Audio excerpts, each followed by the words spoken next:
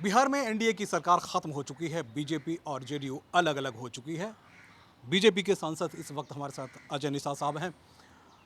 इससे 2 दिन पहले हमने चर्चा की थी और इन्होंने बहुत सारी बातें बताई थी, जिसमें कि कैसे स्थानीय सरकार ने बीजेपी के नेताओं या बीजेपी के जो सांसद हैं उनके क्षेत्र में भी काम नहीं होने दिया। अब तो सर सरकार बिल्कुल अलग टूट के बिल्कुल बिखर चुकी है।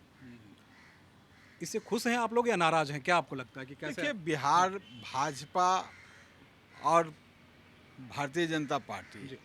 दोनों के लिए थोड़ा सा चुनौती का प्रश्न हो गया है कि आने वाला जो 2024 का जो चुनाव लोकसभा का है उसमें बिहार का प्रदर्शन बेहतर कैसे हो, कैसे? 40 का 40 सीट हम कैसे जीते। हम लोग उस पर काम करेंगे। अच्छा। जो होना था वो हो चुका। अब वो लकीर पीटने से कोई फ़ायदा नहीं है।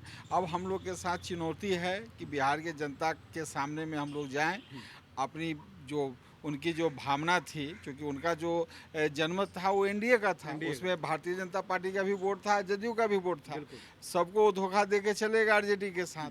तो एक तरह से जनादेश का भी अपमान हुआ है। तो उस बात को लेके भी हम जनता के बीच में जाएंगे।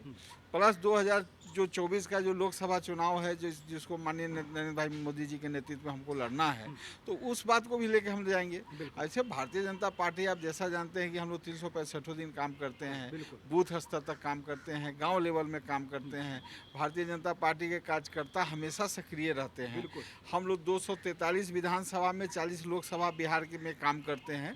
तो ऐसा कोई बड़ा कोई तूफान नहीं आ गया है। नीतीश जी लौट गए हैं, लौट जाएंगे। हम लोग अपना धीरे धीरे मजबूत होंगे। और आने वाला समय में अब सबसे बड़ी चुनौती 2025 का है, 25 का, बिल्कुल, क्योंकि चुनाव। भारतीय जनता पार्टी चाहेगी कि अपने दम पे दम पे, हाँ। जिस तरह से केंद्र में हमारी स्पष्ट सरकार है, उसी तरह से भाजपा की भी स्पष्ट सरकार बिहार में हो।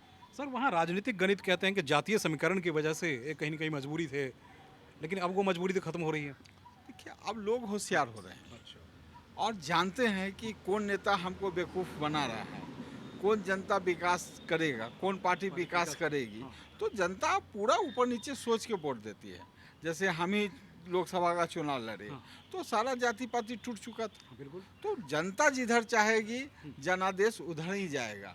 अब पहले वाली बात नहीं रहा कि आप धन बल बाहुबल बाहुबल, हाँ, और बेटा बल बूथ और बूथ बूथ जी। छाप के आप सत्ता में आ जाइएगा। अब वो परिस्थिति नहीं है। बिल्कुल। बिहार की जनता जिधर करवट लेगी, सरकार उधर ही बनेगा।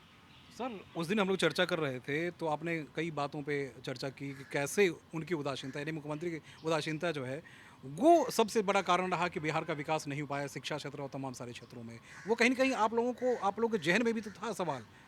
देखिए, कहीं मजबूरी रही कि वो सवाल उस वक़्त बहुत पकड़ नहीं। जी। बहुत दूसरे टाइप के मुख्यमंत्री मुख्यमंत्री, हैं। जी। आप भाजपा नहीं, जदयू के भी विधायक सांसद से अगर आप बात करेंगे, हाँ। तो बिहार के मुख्यमंत्री माननीय नीतीश जी कभी किसी जनप्रतिनिधि का सम्मान नहीं देते हैं, जल्दी किसी से मिलते नहीं हैं। जब मिलेंगे ही नहीं तो उनके क्षेत्र के बारे में समस्या का क्या सुनेंगे और क्या सॉल्व करेंगे। ये हमारी शिकायत नहीं है, ये जदयू के भी सांसद से विधायक से आप पूछ सकते हैं। तो ये लालू जी के लिए भी श्राप ही साबित होंगे क्या? अब तो उनके साथ अब चुनौती उनके साथ है हाँ। कि जो उनका जो मतलब जो वोट बैंक है, वो सुरक्षित रहता है कि इनके कारण माइनस में जाता है। वो बीजेपी के पास चली जाती है। एकदम 100% आएगी। क्योंकि उत्तर प्रदेश में तो ऐसा समीकरण बना ना कि सारी जाति समीकरण सारी टूट गई और सब सब पूरा का पूरा मामला जो है। देखिए, हाँ। माननीय जोगी जी एक काबिल मुख्यमंत्री हैं और उत्तर प्रदेश जैसे राज्य को चलाना, लॉ एंड ऑर्डर को सही करना, क्राइम को कंट्रोल करना, अपराधियों पर नियंत्रण का। खौफ पैदा खौफ करना। हाँ। देखिए, जब तक ले पुलिस का खौफ अपराधी पे नहीं रहेगा, जी।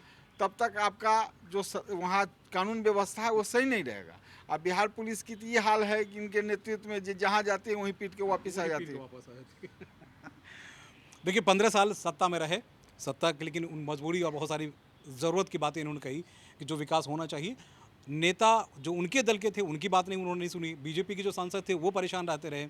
लगातार ज़मीन अधिग्रहण के मसलों को लेकर, डेवलपमेंट लेकर तमाम सारे ऐसे मसले रहे। अब राजनीतिक मजबूरियाँ रही, सत्ता उनके हाथ में गई है। अब देखना दिलचस्प स्थानीय लोगों को है, वो स्थानीय जनता को कि वाकई में वो समीकरण उनको पसंद है, विकास पसंद है या फिर राजनीति ही होती रहे।